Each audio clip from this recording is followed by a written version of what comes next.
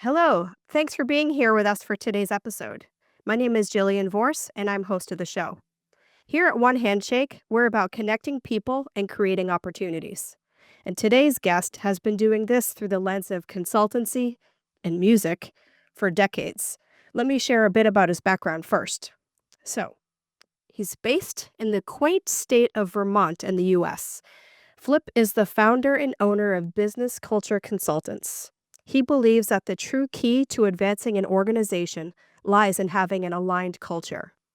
He says when each person's unique qualities, perspectives, and strengths are embraced, they come together to form a resilient and dynamic culture, a resource far more powerful than any tool or system. I'm thinking, that sounds a little bit like what we're trying to build over here at One Handshake. So maybe we should chat later, Flip. Just an idea. Uh, in any case, I'm really excited to introduce you to my friend, Flip Brown. So, hey, Flip, thanks for being here today. How's it going? Good, and I wonder who just wrote that copy that you read. Oh, It yeah. sounded pretty good. Yeah, it's ChatGPT. No, just kidding. It was not ChatGPT. Right, No, right. it's you in a nutshell, although it's hard to put you into a nutshell. But I did very strategically throw music into that nutshell because I feel Yes, like it's appropriate, as we can see over your shoulder. yes, and You're and and my wife would say I am nuts from time to time, so so it's even more appropriate. right. Yeah. Well, thank you for being here today. I really appreciate it. I know we've talked about this a few times, and Yeah, I'm like yeah, likewise. It's always a pleasure to see you. Mhm. This is different dynamic for sure. Um, yeah, so I think just for quick context, yeah, our like first handshake, if you will, was over a year ago on Mhm. LinkedIn, right? So Right. like how quickly a year goes by. Yeah. Yeah, we connected around our shared interest with B Corps, and voila, here we are today.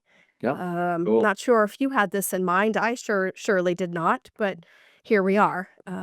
Yeah, Well, and yeah, just want to say quickly that I feel like you probably know this, but I don't know. I have learned through living that you can never say things enough. So I just want you to know that I very much appreciate you in my life, your presence in my life, and yeah, to be able to call you a friend. Yeah, I appreciate that. So just thank you for your presence in my life. and likewise, because, it's delightful to see your energy, your passion, your values, and how you're on the path to create your own destiny here and provide great value to the people who you work with. That's what it's about. I mean, if I could do this through music, I would, but nobody wants me to do that. So this is my medium, if you will, is Yes, indeed. Yep. yeah, is connecting people. And I think I guess connecting people is like playing the music, and then creating the opportunities is like the orchestra effect. Mhm. And yeah, and so that's really what One Handshake is about, is creating the orchestra that is far more expansive than just me, you know, banging away on my drum, playing my version of music. Right. So I appreciate that. Yeah. Um, so anyhow, so to kick it off and have me stop talking, because the goal of today is not for me to be talking, but for you to be talking. I am wondering if there are, let's see, people or conversations or handshakes that have happened along the way for you that have either helped open new doors or maybe altered the course of your life or career? Wow. It's a big one. Hmm. Yeah, yeah. I could do that in probably, 4 or 5 hours. Yeah. But, no, I have been extremely fortunate to have sought out and had, the ability to connect with some amazing mentors.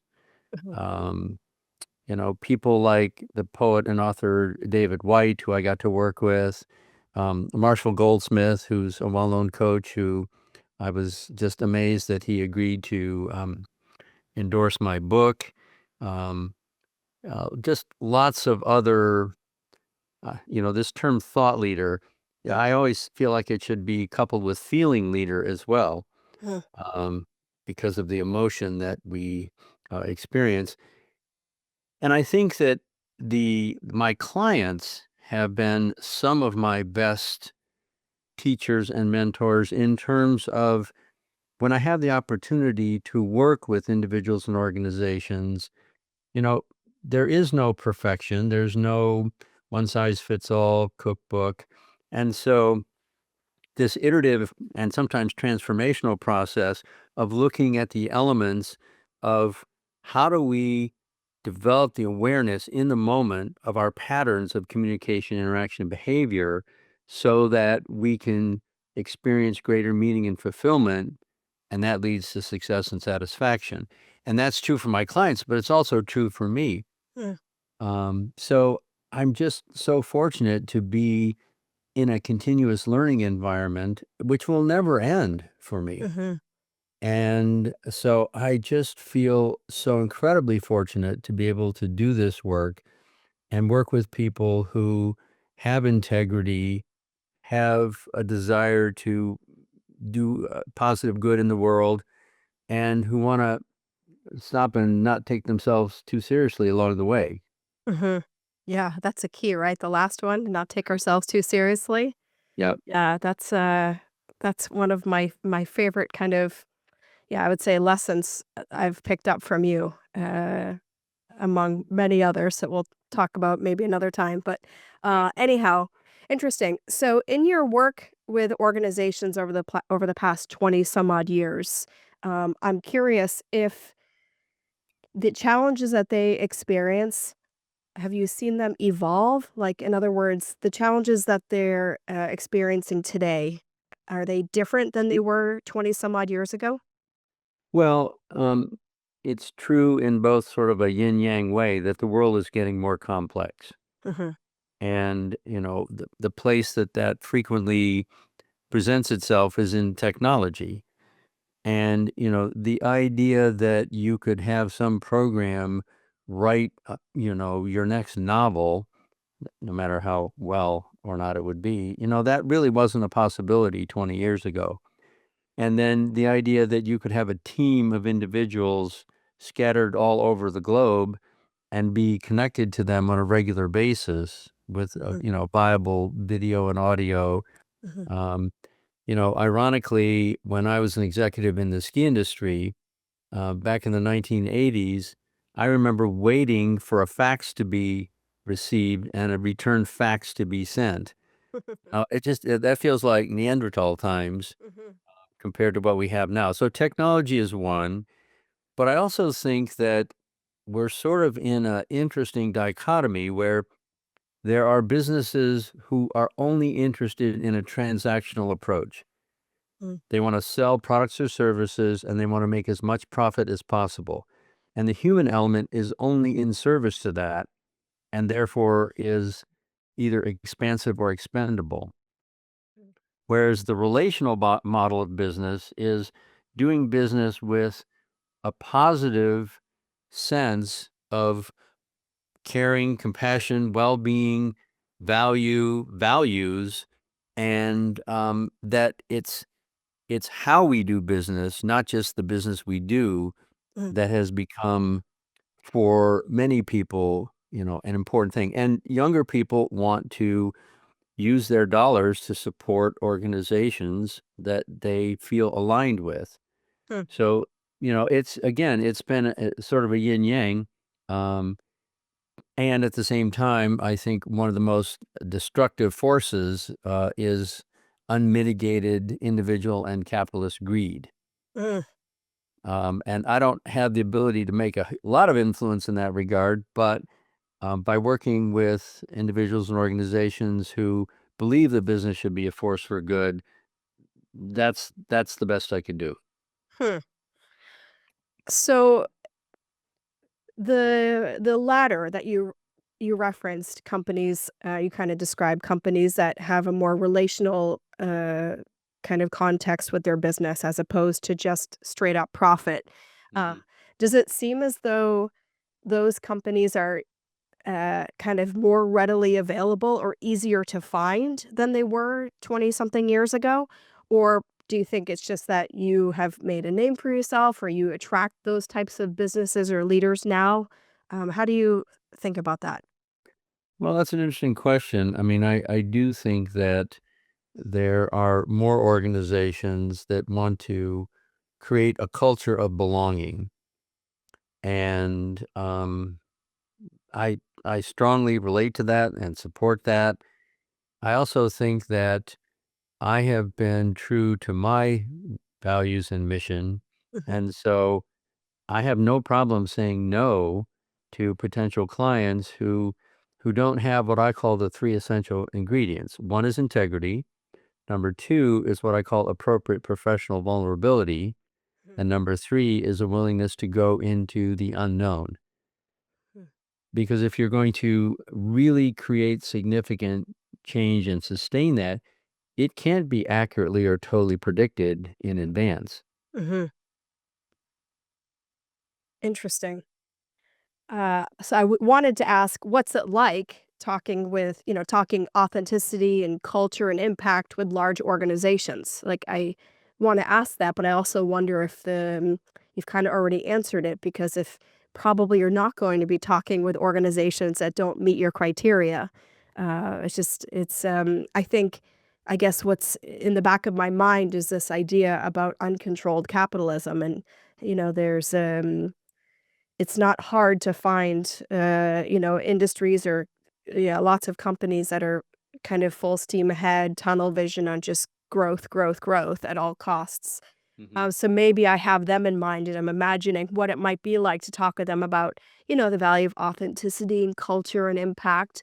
But mhm. perhaps you're not having that type of dialogue with that type of company, or have you found yourself in conversations and realizing that there's a disconnect? Well, because I'm a solo practice, I really can't go in an organization of 5 or 10,000 employees and get my hands on the levers of change. Mm, mm, Um, and so a lot of my clients are 100 employees or less. And I'm an entrepreneur. My father was an entrepreneur. I like that entrepreneurial spirit, mhm, which at a certain point, it's really challenging to have that be dynamic in larger organizations.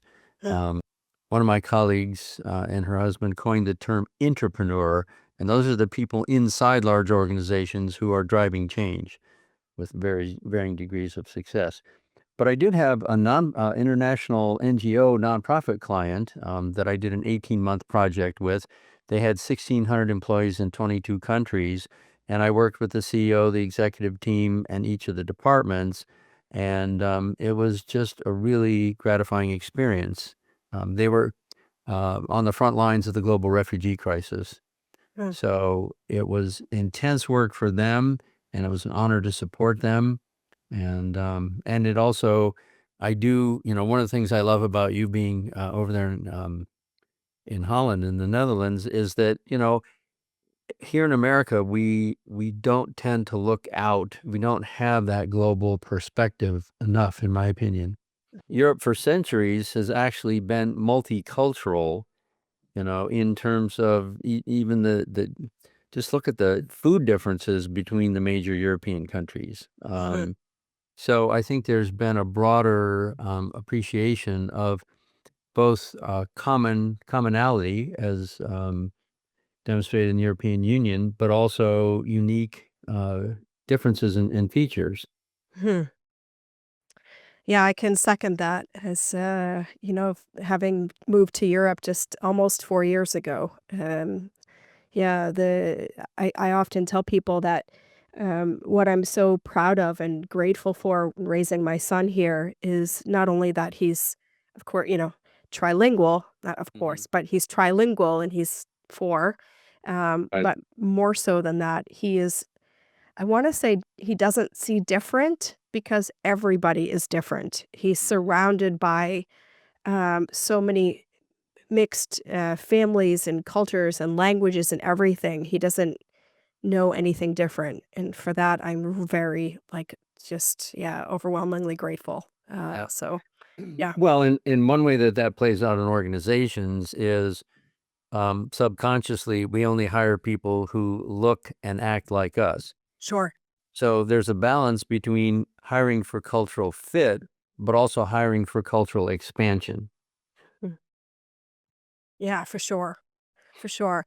So, speaking of organizations, I keep, thinking about something that you said to me a while back really struck me, and I don't know that I can recreate the exact conversation. Yep. Yeah, but I remember you talking about the difference between kind of working with an organization, like working with teams or working on their culture, and Mhm. having the role of leadership in that work, Mhm. and how all too often, and I know this from the years I've also worked with a number of organizations, where they want change, kind of right up until it's time to make change, or the role of leaders, business leaders, thinking that they can hire you and you can be kind of the duct tape on the problem, like they can, kind of stick you on their team and you'll fix their team. Right. But you've talked about how they need to be a part of that. So I mean, I just probably stole your thunder, but that example I No. always appreciate. Yeah, well, I think one of the biggest dynamics that we see in organizations is all organizations have what we would call espoused values. This is what we as a company or a nonprofit or governmental agency believe in. Hmm. And, sometimes that language feels authentic, sometimes it doesn't. But every company will have its values. The challenge is when employees and team members experience a gap between those values and the observable behaviors. So a very simple example is the team leader who expects all of the staff members to be there on time and be punctual, but comes in late, leaves early, um, and you feel that you can't really address that because of the power dynamics. Classic, classic. Yeah. Do what I say, not as I do. Right. Right. Yeah. Yeah, fair. Yeah. And so one of the I think difficult challenges for organizations is how to have a functional and caring blend of what I would call hierarchical accountability and mutual accountability. And mutual accountability is that anyone has the ability and the empowerment to raise a question or a point or an observation, again, based on the values, but a lot of organizations go through exercises or spend money in terms of how to give feedback. Mhm. Often misses how to receive feedback, Sure. because we all of us can get triggered. All of us find it challenging to hear what is called disconfirming information, and that is information that does not align with how we see ourselves. Huh. I one time had a organizational president tell me that I wasn't a good listener. And, in my mind, I wanted to immediately get defensive and say, "What are you talking about? I actually studied this in graduate school. I can tell you the elements of active listening, blah, blah, blah." But it was actually a code phrase for in in some settings I had, and this was early in my business, I had done too much talking. Hmm. And because I was thinking I needed to be somewhat of an expert, and because I was taking up too much airtime, there wasn't the experience of me listening enough. It was very valuable feedback, but it was initially very difficult to hear. Hmm. So I think my one of my first questions to you was if there was like an encounter or a handshake or a relationship conversation that maybe influenced your career or life, and it sounds like this could have been one of those, even though, as you said, at the time it didn't kind of taste too good. Right. But it sounds like you were able to kind of, yeah, convert that into a positive result with regard to your business. Yep. Well, my wonderful wife says there isn't a metaphor or analogy for everything, but that doesn't stop me.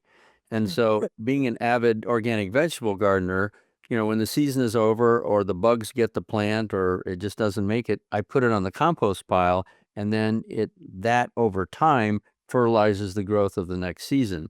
Hmm. So I love this metaphor. How do we compost our mistakes? Hmm. Hmm. You know, That's how do great. we create those inevitable oops and missteps and um, assumptions that weren't valid, and then use that not as a sign of failure or you know self-doubt, but to say, "Oh, okay, well, how am I going to incorporate that Mhm. into my awareness?" Hmm. Interesting. I love that, kinda the idea of composting our mistakes. That is a good one. That might make for a long hashtag, but I think we can do something with that, create a good graphic or something. I like it a lot. Yeah, Um, okay, so for about 24 years and change, you've been yeah, working with organizations. But as I understand, more recently, you have, I don't know if it's shifted your focus, but have yeah, developed some programming and services to work directly with individuals, with this concept of, working with organizations for, cultural alignment. But then there's also the personal professional alignment. So when you want to share a little bit about LifeWorks process? sure. Well, part of this came out of my experience as a certified B Corp, where you take a 200 data point assessment about the impact of your business and the best practices. And I thought, well, Hmm.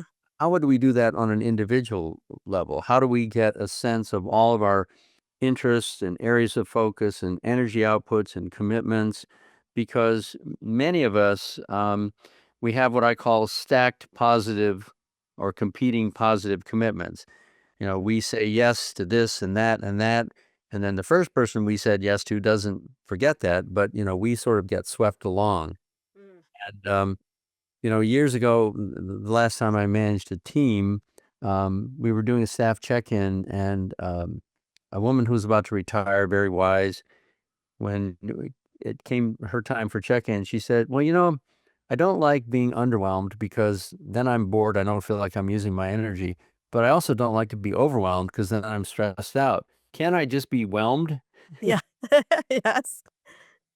Um, and so this idea that we need to make conscious choices in terms of what do we want to put more energy into, what do we want to sustain, and where might we need to set some limits and boundaries for ourselves or in our relationships or in our commitments.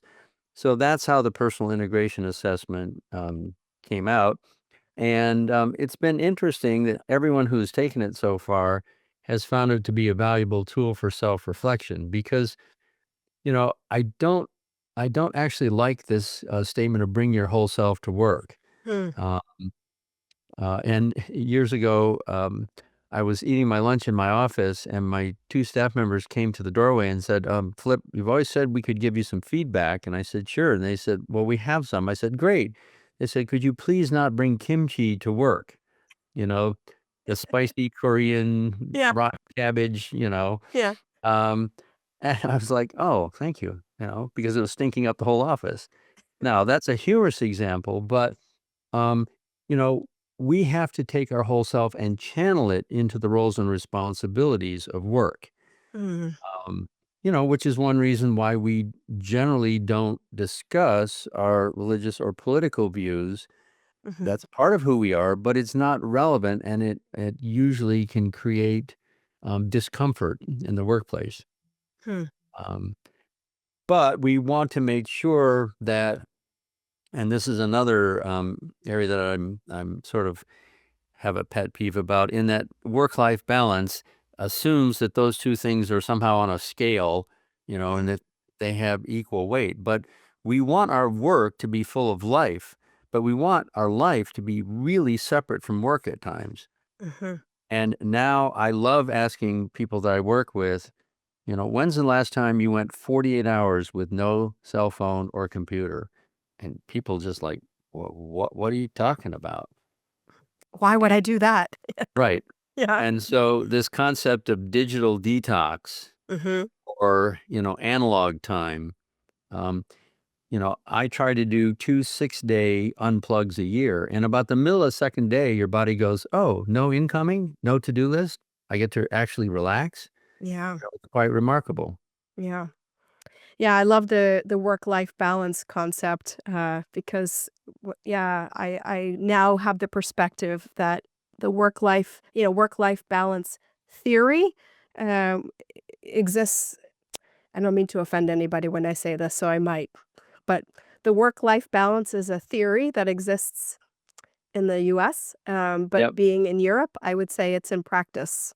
It's Yep. one of the, wow, eye-opening things for me, like, in my first couple of months here, is seeing how many people work full time, 32 hours a week or Right. 36 hours a week.